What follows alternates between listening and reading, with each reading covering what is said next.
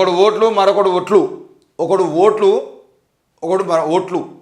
ఇది రాజకీయాల కోసం దేవుణ్ణి వాడుకుంటున్నారు. మరి అక్షింతలు మన కడుపు నింపుతాయా? రాముని మందిరం దగ్గర నచ్చిన అక్షింతలు మన కడుపు నింపుతాయా?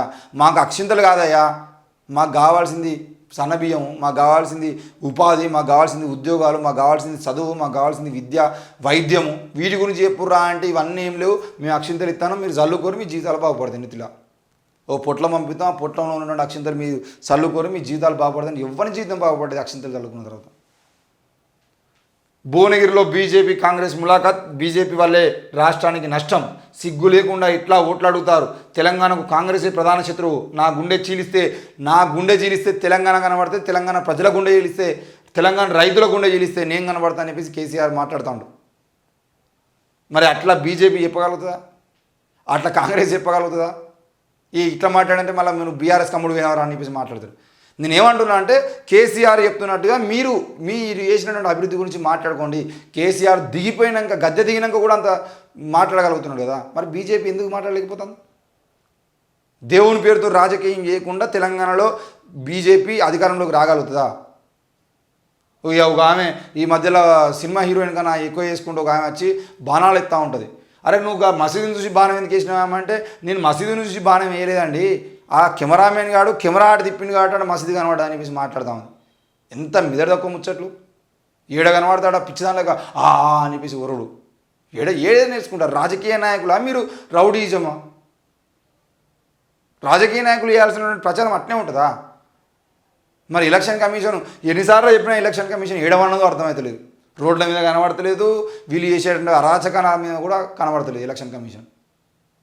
అసలు మొత్తానికి ఎలక్షన్ కమిషన్ కూడా ఈడీ సిబిఐ లాగానే బీజేపీకి అమ్ముడు పోయిందని చెప్పేసి చాలామంది విమర్శించినట్టుగానే ఇది నిజంగానే అమ్ముడు పోయిందని చెప్పేసి డౌట్ కూడా మాకు వస్తూ ఉంది.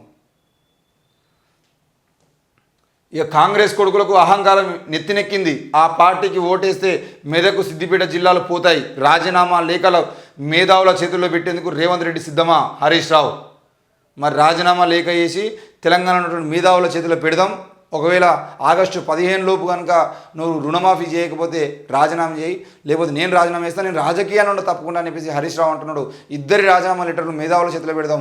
ఆగస్టు 15 నాడు నువ్వు చేసేదంటే నీది ఉంటుంది, నేను రాజీనామా చేస్తాను, నాది ఆమోదించురి, లేదంటే నేను అధికారంలో ఉంటా, నువ్వు రాజీనామా చేయని చెప్పేసి హరీష్ రావు అంటాడు. మరి కేసీఆర్ మళ్ళీ రేవంత్ రెడ్డి దానికి ఏం మాట్లాడతారో చూద్దాం.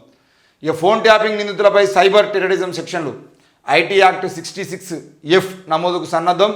నాంపల్లి కోర్టులో మెమో దాఖలు చేసిన పంజాగుట్ట పోలీసులు. నేరం రుజువైతే జీవిత ఖైదు. ట్యాపింగ్పై ఇజ్రాయిల్లో ప్రణీత్రావుకు ట్రైనింగ్. ఫోన్ ట్యాపింగ్ నిందితులపై సైబర్ టెర్రరిజం సెక్షన్లు పెట్టిరట. సైబర్ టెర్రరిజం కింద సెక్షన్లు నమోదు చేసిర్రు, అన్నీ ఎత్తారు. కానీ గదే ప్రణీత్రావు, గదే ప్రభాకర్ రావు, గదే భుజంగరావు, గదే తిరుపతనాల మీద కేసులు పెడతారు తప్ప ఈ ఫోన్ ట్యాపింగ్ ఎవరు చేయించారు? ఇంకో ఈ పెద్ద మనిషిని, ఎవరిని, ప్రణీత్ రావు అనే వ్యక్తిని ఫోన్ ట్యాపింగ్ కోసం ఇజ్రాయెల్ తీసుకుపోయి ఆయనకు ప్రత్యేకంగా ట్రైనింగ్ ఇప్పించింది ఎవరు? ఈ విషయం కదా మనం సమాధానం చెప్పాలి. ప్రణీత్ రావుకు ట్రైనింగ్ ఇప్పించింది ఎవరు? అసలు ఎవరి అవసరం కోసం ఈయన ట్రైనింగ్ తీసుకున్నాడు? ఎవరి స్వార్థ ప్రయోజనాల కోసం ఈరోజు ప్రణీత్ రావు జైలుకు పోవాల్సి వచ్చింది? వీటికి సమాధానం చెప్పాల్సిన బాధ్యత రేవంత్ రెడ్డి ప్రభుత్వమే ఉంటుంది. ఈరోజు ప్రణీత్ రావు ఆయన అవసరాల కోసం ట్యాపింగ్ నేర్చుకోలే, ఆయన అవసరాల కోసం, ఆయన అధికారంలోకి రావడం కోసం ట్యాపింగ్ నేర్చుకోలేదు. దయచేసి ఇప్పటికైనా మీరు ప్రభాకర్ రావు, ప్రణీత్ రావును అరెస్ట్ చేసడానికి ఇంట్రెస్ట్ చూపించారో, వీళ్ళు వెనకాల ఉండి నడిపించిన వ్యక్తులని అరెస్ట్ చేయడం కూడా అంతే ఇంట్రెస్ట్ చూపించండి. లేదు అనంటే పార్లమెంట్ ఎన్నికల్లోపు కనుక వారిని అరెస్ట్ చేసే ప్రయత్నం చేయకపోతే మీరు బీజేపీ, బీఆర్ఎస్ అందరూ ఒకటే. జనాలని పిచ్చోళ్ళని చేసి మీ అధికారం కోసం వారిని వీరిని తిట్టుకుంటారు. మీరంతా ఒక్కటే అనే విషయం ప్రజలకు అర్థమైపోతుంది.